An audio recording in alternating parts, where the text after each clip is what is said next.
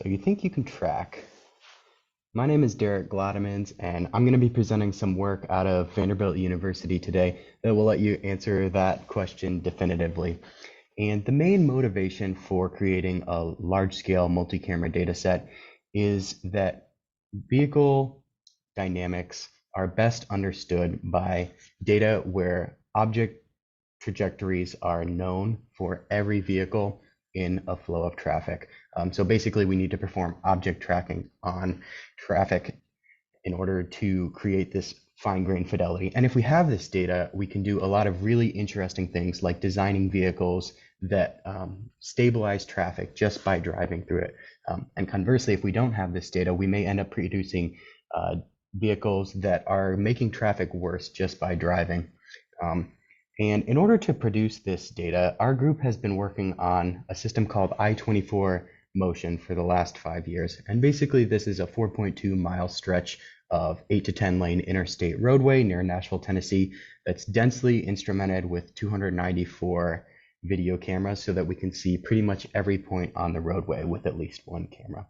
So our goal was to take this camera network, use a subset of the cameras, and produce a really large-scale multi-camera data set.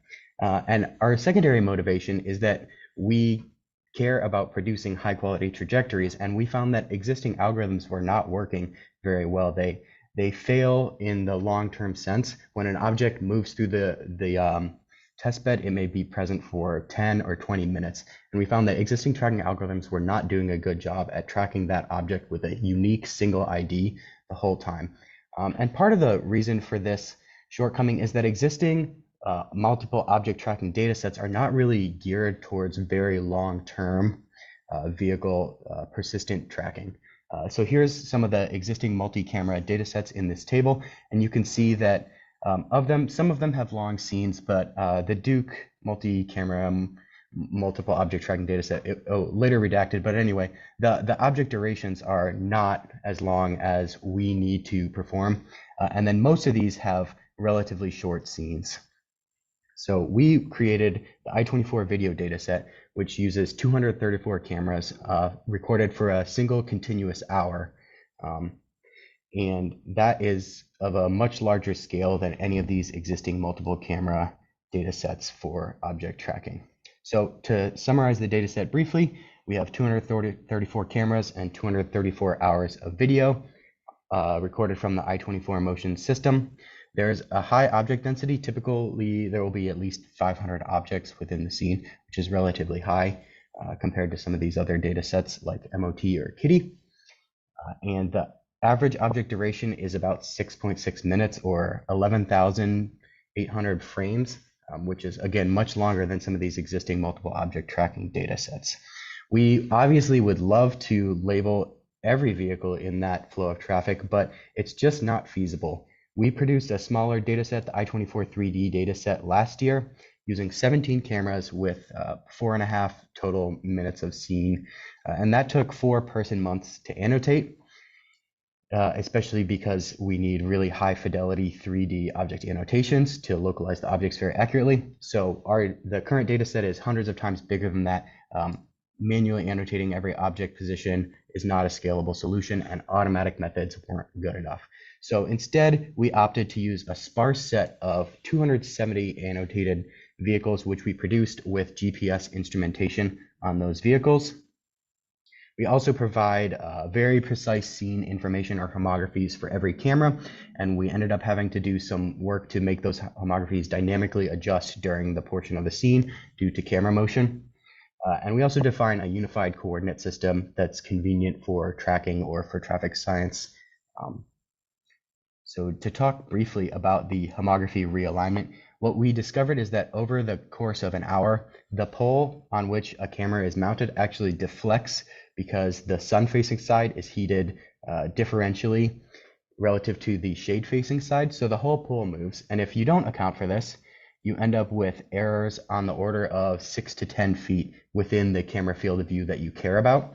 So we created an automatic method for redetecting the lane markings or semantically meaningful markers within the scene. And we found that this was significantly outperforming existing methods, which are based on semantically meaningless features like SIFT or SURF features.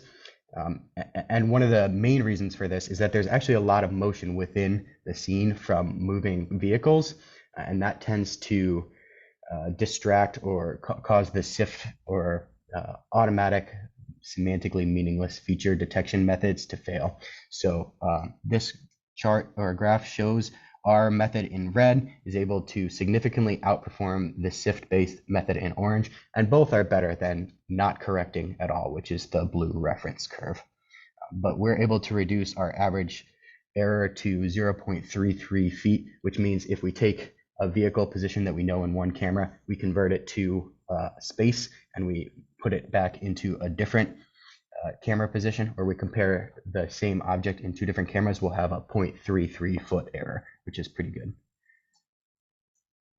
Similar, we found that the initial GPS trajectories that we were using as ground truths were actually had a high bias, or they were offset from the true object position by sometimes 20 feet in the lateral direction or lane position and 20 feet in the direction of travel. So we manually corrected each GPS position. And you can see on the curves, after we've corrected them, the rectified or green lines align very closely with the manual annotations, whereas the uncorrected GPS positions were sometimes off by 20 feet. Here is an image where you can see the corrected versus uncorrect position for this vehicle. Okay, so we took our video data set and we performed some initial benchmarking of tracking algorithms. I say initial because we obviously did not implement every tracking algorithm. First of all, there's thousands. Some of them are very nuanced and use a lot of information that requires retraining of detectors. And we did not produce training data in this data set. Again, we talked about why that wasn't really feasible to do. So our constraints for algorithms that we tested was that we needed them to work with just a set of object detections, so tracking by detection algorithms that don't require any additional information. So we implemented some of the common methods for this: sort, KIOU, byte track, and we found that none of those was really able to produce object tracking data that was acceptable quality for downstream uses. Each of these algorithms produced on average 40 to 50 unique IDs for a single ground truth object. So not really acceptable. But we did also implement an oracle tracker where we used each GPS trajectory to help select the best set of detections. Obviously that's cheating, but that tracker was able to achieve relatively high HOTA performance of 53%. And the point of that is just to show that the detection set is itself good enough to allow for high quality object tracking if you have a nuanced tracker. The detection set is not necessarily the limiting factor by itself. So in conclusion, we produced this multi-camera data set, the largest multi-camera data set available that enables object tracking. And we also produced a sparse set of GPS annotations that allows you to benchmark object trackers along recall-oriented metrics. We produce all the scene information and a coordinate system that allows you to pretty seamlessly work with this data in image and in a unified coordinate system. And we performed an initial benchmarking. Our future steps are obviously to implement a lot more algorithms and to determine which algorithms are going to create really high quality vehicle trajectory data using this data set. Thanks for your time.